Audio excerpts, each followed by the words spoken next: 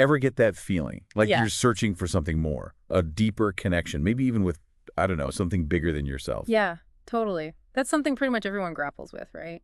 It's kind of universal, that desire. And for a lot of people, that search leads them to faith, to exploring a relationship with God. So today, we're diving into that, how to make that connection stronger, more real. Love it. It's a journey, for sure.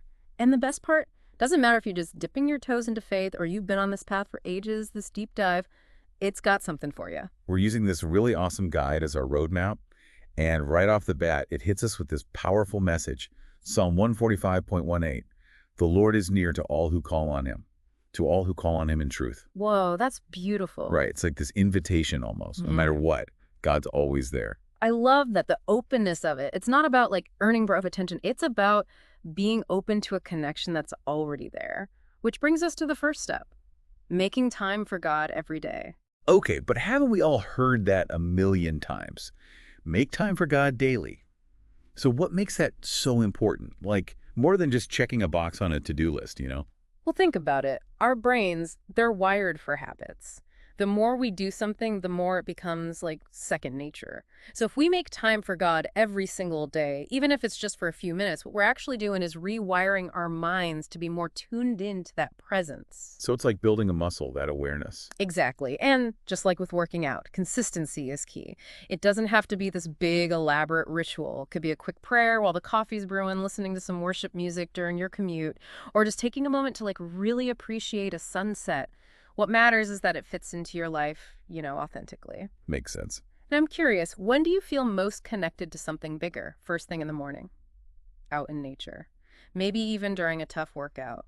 Think about those moments as potential appointments with, well, the divine. Love that. Those little pockets of time where you're already open to something beyond the everyday. Now, this guide, it also talks a lot about honesty and vulnerability in our relationship with God. And yeah, that can be hard, right?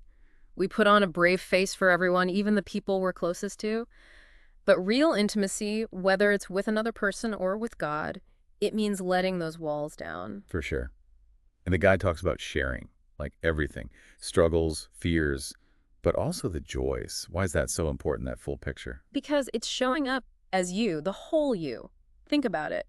When you feel truly seen and loved by someone, it's not because they only see the good stuff. It's because they accept you, even the messy bits. And that's the kind of relationship we can have with God. Show up as you are, imperfect and all, knowing there's no judgment, just love and acceptance. It's a powerful thing to be that open. No filters, no holding back. Totally. When we can be honest with God, that's when real intimacy and trust start to grow. Which leads us to the next big thing, worship and praise. A lot of people hear worship and they think like church services, rituals, all that.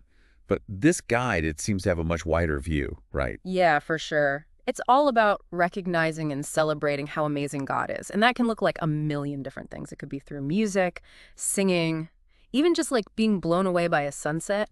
Anything that makes you feel connected to something bigger. It's funny, I was hiking once up in the mountains, reached this peak, and the view, it was just breathtaking. And I swear, in that moment, I felt this like wave of awe and gratitude. It was like getting a glimpse of, I don't know, God's majesty. Definitely a form of worship for me. Exactly. Those moments, pure awe, pure wonder, that's what nourishes the soul.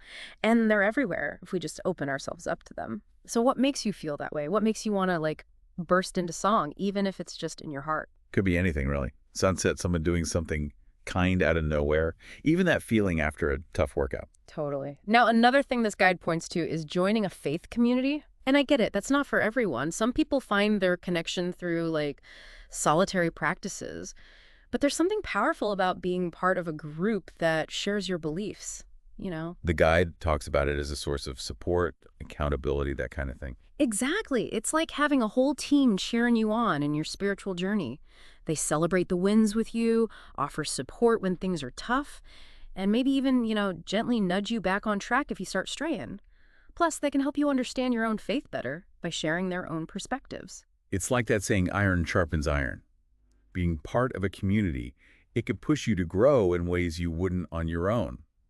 So where do you find that sense of belonging? Could that space also be where your faith gets nourished? That's a great question to ask yourself. Now, another powerful way to deepen that relationship with God, according to the guide, is through serving others. Oh, I love that idea. Yeah. It's like taking your faith beyond yourself, putting it into action. It's not just about being like internally pious. It's about showing God's love by loving and serving others. Think about it. When you help someone out, do you ever feel this sense of connection to something bigger? Like tapping into a source of love and compassion that's flowing through you? That's got to be what people mean by action is prayer, Yeah. right? Your deeds become a real expression of your faith. Exactly. And it doesn't have to be these huge dramatic things. Could be just listening to a friend who's going through something rough, volunteering, even just being more aware of the people around you, bringing that love and compassion to every interaction. Love that. Now, last but not least, the guide talks about seeking guidance through prayer. He uses this metaphor of prayer being a direct line to God. Yeah, and I think it's important to remember prayer isn't about demanding things or trying to change God's mind. It's about keeping that connection strong. It's like calling up a loved one just to chat, share your day, you know, the good and the bad. And it doesn't have to be formal, all stuffy. Nope. It can be spoken, written, even just quiet contemplation. What matters is that it feels real for you. So we boiled down everything we talked about today. It comes to this. Growing closer to God isn't just sitting back and believing. It's about actively participating, making choices that strengthen that connection. It's about being your true self, making space for God in your everyday life, expressing your faith through words and actions. And here's something to think about. What if, instead of seeing God as this distant figure, you imagined him as someone who's totally excited to get to know you? How would that change how you approach this relationship?